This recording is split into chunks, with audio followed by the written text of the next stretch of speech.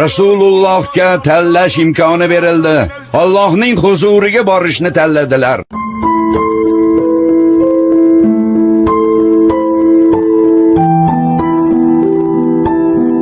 Endi nima qilamiz? Bu kunni ko'rmay o'lib ketsam yaxshi edi. Rasululloh qazo qilibdilar. Rasululloh o'libdilar.